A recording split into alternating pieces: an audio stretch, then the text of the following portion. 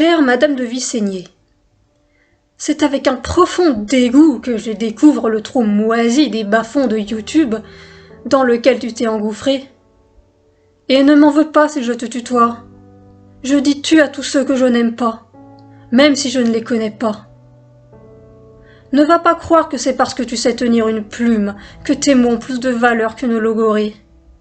Tes paroles sont d'un ennui, d'une bassesse, d'une vacuité, c'est le néant absolu.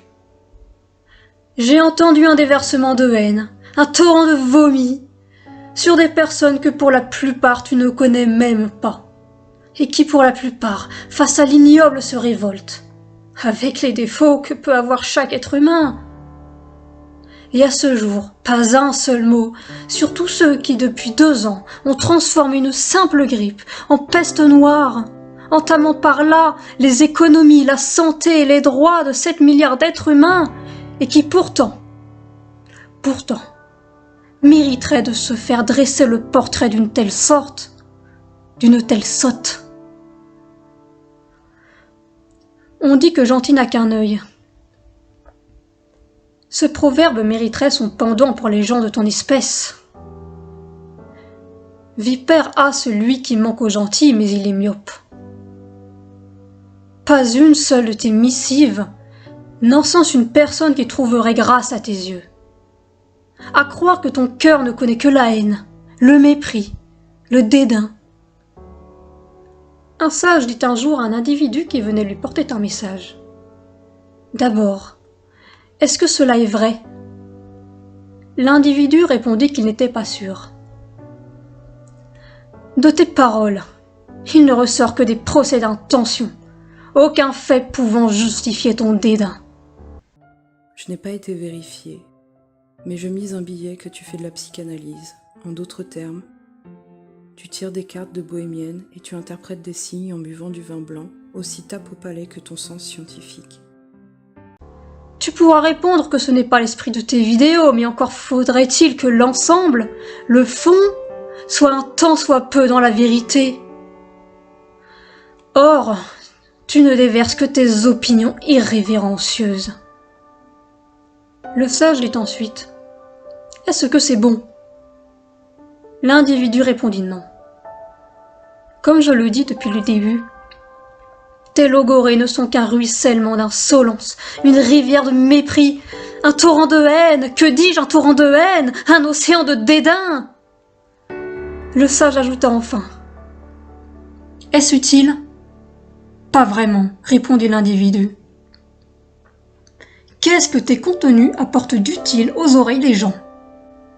Ton contenu permet-il de faire avancer une situation de quelque manière que ce soit? Quelle est la pertinence de tes propos?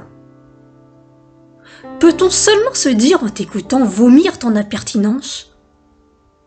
Ah, je n'avais pas vu les choses ainsi. Le sage lâcha un dernier mot. Alors je ne veux pas le savoir. Tes paroles sont certainement à l'image de ce que tu es. Un fruit pourri, reluisant à l'extérieur et plein de vers en dedans. Ou, pour laisser parler le prophète, malheur à vous, scribes et pharisiens hypocrites, parce que vous ressemblez à des sépulcres blanchis qui paraissent beaux en dehors, et qui au-dedans sont pleins d'ossements de mort et de toute espèce d'impureté. Pourquoi vois-tu la paille qui est dans l'œil de ton frère et n'aperçois-tu pas la poutre qui est dans ton œil? Ton pseudonyme incarne lui-même le contenu de ta chaîne. Vissénier. Saigner. Le sang. La violence, la haine. Tu m'inspires un double dégoût. Un dégoût qui s'ajoute à un premier. Celui que j'ai envers ces vauriens, comme je les appelle, et qui se fourvoient dans cette doctrine nauséabonde qui opprime les peuples pour un virus responsable de moins d'1% de la mortalité d'un pays et de moins de 2% des hospitalisations. À ce premier dégoût s'ajoute celui des personnes emplies de haine qui n'ont de mots à dire que lorsque c'est pour déverser des flots d'hostilité envers des personnes, surtout lorsque cette animosité s'exprime envers des brebis et des agneaux, alors que les loups qui dirigent la bergerie n'ont droit au mieux qu'à ton indulgence, au pire qu'à ton indifférence.